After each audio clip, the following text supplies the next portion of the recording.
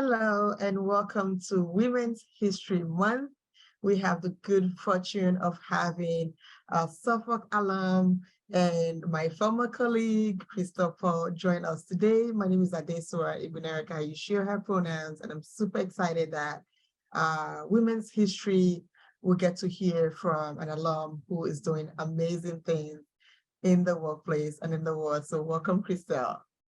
Thank you for having me, Ade. This is a great series that you put together. Thank you. Thank you very much. So without further ado, we'll get into the questions. Can you please tell us a little about your background and how you identify? Sure. Well, I think I already said thank you, but again, you're doing such an amazing job with putting these series together and interviews. It's very inspiring, not just, for students who are watching them, but even for us as professionals, like looking into other people's lives is very inspiring for us too, and giving some of us platforms to really talk about our story. So thanks for having me. I am, like you mentioned, Christelle Paul. I identify as a woman and have been migrated to the US from Haiti once I was 12 years old. Came here and really started high school and then went and got my BA at Wheelock College. There, I was really into communications and video production. So I was like video guru and wanting to do everything in tech, but I also had a really great passion for education. And I think that stems from seeing other women like myself in the education field, a guidance counselor who truly inspired me to do great work. So I really dive into that, and Wheelock was like that space to do that as well from an education standpoint. So I went into education after graduation and did a college advising for high school students, went into career centers, and then now at Suffolk, I was the career advisor for a little bit. And then I always brought my love for technology into the workspace, especially when it came to data analytics or creating small little videos that people can look at, like tutorials that I used to create at Suffolk. And just bringing those kind of skills that I had with me in the job that I did in education. And then I think that really opened my eyes to other fields that were out there and being able to look for other opportunities there.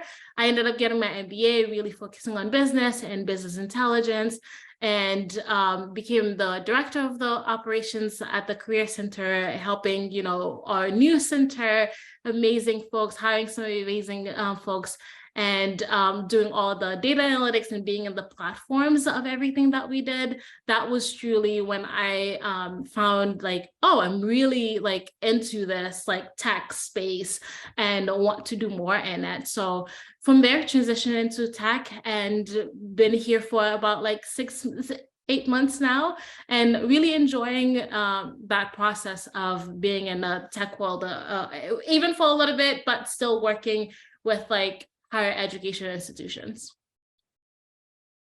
Time flies. I can't believe it's been half a year already. Almost, yeah. There's no denying that identity impacts one's professional life. How has part of your identity impacted you? That's a great question. I think as women, sometimes we carry the burden of working twice as hard.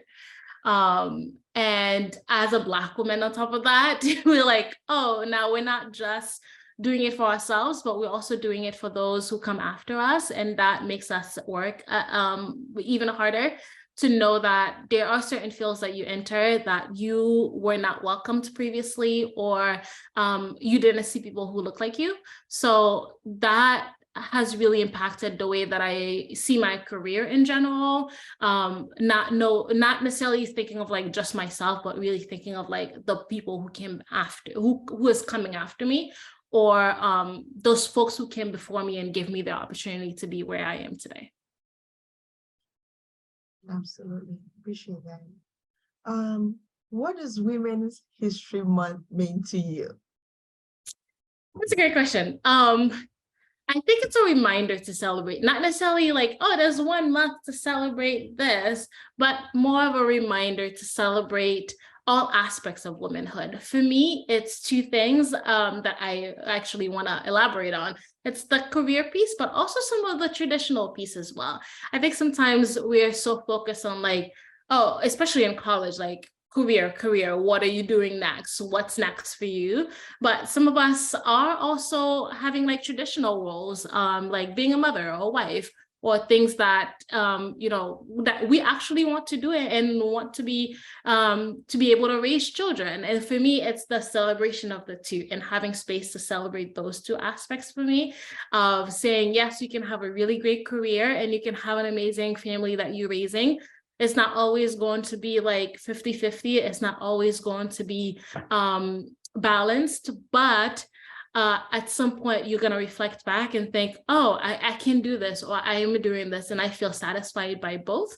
And for people who just want to be a family person, you can celebrate that as well. Folks who wants to be just career, you can celebrate that as well. It's all aspect of womanhood and celebrating these aspects all together. So yeah, that's what it means to me.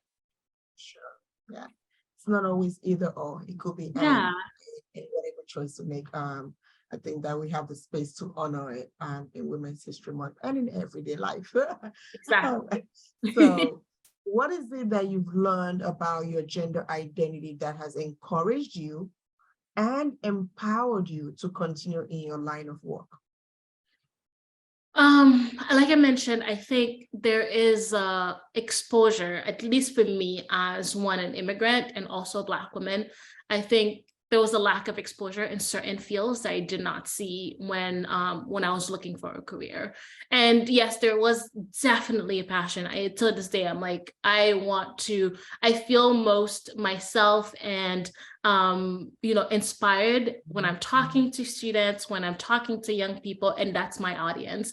And that's what I feel like keeps me going in the line of work as well, to be able to inspire like my sphere of influence. I am not like no CEO or, I'm not breaking any glass ceiling by any means. But to one student out there, that is their glass ceiling, right? That is being able to see themselves in a field that they didn't think was for them, and that's not just in tech, that's also in higher ed or in education, where there are spaces specific like IT work or student involvement that may not be as to some places that are not representing of women or women of color, that we all are making a difference in these students' lives. I don't think I ever told you this, but there was a day that I saw that a Black woman was the chief technology officer at a higher ed institution. I was like, oh, that's my future Christelle. I was like, oh, she's going to be like our CTO, because that's not a role where you often see Black women in tech, like leading the space, right? Yeah. And so seeing that made me super excited, and knowing that I know your passion for what you do, I can only imagine the levels that you would surpass. And that leads me to my next question of, can you name one highlight of your career that you deemed successful, and tell us how that has shaped your career trajectory? Being a director was a big highlight for me. I can look back to like journals in high school, or my high school yearbook. Actually, I did say I want to be a director of a center, a youth center, it said. And when I accomplished that goal, I had super imposter syndrome. I didn't even want to fully apply for the role because I didn't think I would get it. And that to me really like shattered my own expectations of myself, of realizing that if I can do this, there's so much more I can do. Especially knowing going into higher ed, it was probably going to be a professor or something like that, but that never really interested me per se. So going into operations and technology really like opened my eyes into other places and being in tech. And to me now, when I stepped away from, my position at Suffolk and made the drastic decision of changing field, that helped me and empowered me to continue and knowing that if I could do that, I could do the next big thing that my brain haven't. Maybe it is, a chief technology officer at an institution, but my brain haven't really wrapped up that, because I think to this day I still have like a little bit of that reserve of, can I really do this? But we all know we can. Absolutely. If you could give your younger self advice, what would it be? It would be three things. It would be to do what you love, because I think to some extent, and I know not every field you're going to be super passionate about. I don't want to give that impression that everything that you do, you need to be able to love it. Sometimes you are doing it because you need the money, and that's actually a good thing. But at least on a like core basis, being able to find something in that you love. There might be aspect of your job that you don't love, but there are other parts of it that you can dedicate more time to that is going to fuel that passion for you.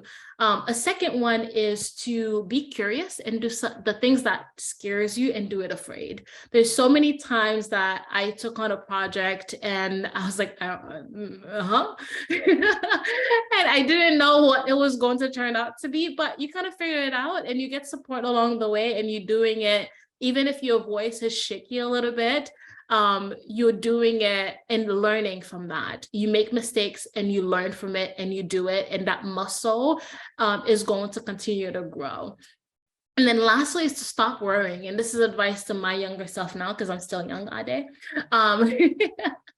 It's advice to, even right now, I think sometimes after a big accomplishment, or when you do a switch, or when you get that first job, you're worrying about what's next. Like, what's next in my life? What's next? Like, even it could even be family wise, what's next? And it robs us of the present, of being able to stay in the present right now and enjoying the fact that you are doing something actually meaningful and pretty big for you as well, and being able to enjoy that part of it. Not to say you shouldn't, take the time to carve out, plan for your future, apply for that internship, or be part of that networking and map these things out, but continuously worry about it is not necessary, because at the right time, with the right strategy, you will do what you need to do. So not to worry too much about what's next. Well, Christelle, I can't thank you enough for your time, and thank you for sharing your experiences with us. So we're grateful, and you definitely know for sure we'll be keeping in touch.